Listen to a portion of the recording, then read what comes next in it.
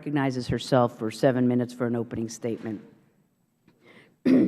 Today's hearing is part of a broader oversight effort by the committee to examine U.S. policy options to address the twin threats presented by Iran and Syria. On October 11, 2011, the United States approach to the Iranian regime should have gone a major change. On that day, it was revealed that the Iranian regime was actively planning on an attack on a foreign diplomat in the United States and was willing and able to kill and maim innocent Americans in the process. Secretary of State Hillary Rodham Clinton noted in an Associated Press interview that this plot, quote, crossed the line that Iran needs to be held accountable for, end quote. Yet it was revealed in yesterday's New York Times and reinforced by the testimony of our witnesses before the Senate Banking Committee yesterday that the administration does not plan to alter its course of pressure and persuasive engagement with the Iranian regime. Via the failed plot, it became clear for any who still had their doubts that the Iranian regime would use all available options to threaten U.S. security, our interests, and our allies. They brought the battle to our homeland, but our policy response is to essentially remain the same? Let me be blunt. This planned murder for hire must serve as a wake-up call regarding the determination and capability of the Iranian regime. If the regime feels secure enough in planning a U.S.-based attack now, imagine how much more blatant its aggression will be if it had nuclear weapons. This lesson is not lost on the Syrian regime, whose state-appointed mouthpiece has warned Western countries against intervention in Syria, including threats to retaliate with suicide bombings in their countries. These are not idle threats from Damascus. One needs only to recall that not too long ago, Syria was caught red-handed pursuing nuclear weapons capabilities. And most recently, a Syrian spy was arrested after targeting in the United States American citizens of Syrian origin opposed to the regime. So I kindly and respectfully ask Undersecretary Sherman, what action do you intend to take to hold Iran to account, and in so doing, send a clear message to the Syrian regime that we will not tolerate actions that threaten our nation?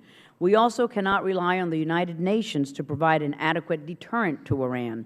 If, after a plot to kill Americans and foreign diplomats in Washington, the administration's response is to return to the United Nations Security Council and plead with Moscow and Beijing to permit a resolution slapping Iran's wrist, then the message sent to the regime in Tehran will be that there will be no cost for any outrage that it may commit.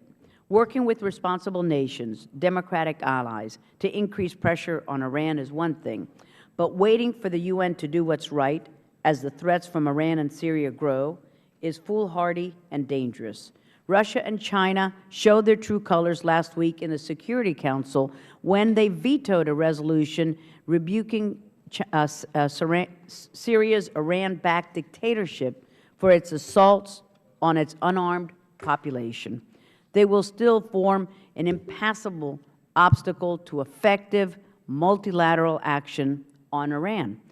The draft Syria resolution was reportedly watered down multiple times and only hinted at the possibility of sanctions, all in an attempt to placate Moscow. But Russia vetoed it anyway.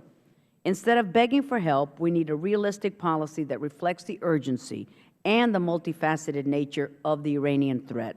We also need a policy that goes beyond merely sanctioning individuals in the Assad regime to one that provides a comprehensive strategy towards Syria. Last year, Congress took a major step forward in the Comprehensive Iran Sanctions Accountability and Divestment Act of 2010. We are again taking the lead with the Iran Threat Reduction Act, which I authored along with Ranking Member Berman and with significant input from Mr. Sherman, Mr. Deutsch, and many other members of our committee. It now enjoys the support of more than 320 co-sponsors in the House. I've worked closely with Mr. Engel in authoring the Syria Freedom Support Act, with Mr. Sherman in authoring the Iran, North Korea, and Syria Non-Proliferation Reform and Modernization Act, which combined would require additional crippling sanctions on both the Iranian and Syrian regimes.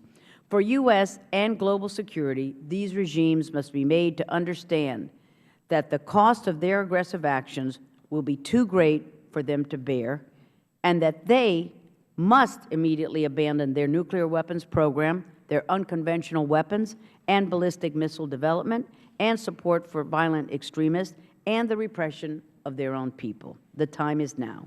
I now turn to my good friend, Mr. Berman, for his opening statement. Well, thank you very much, Madam Chairman. Thank you.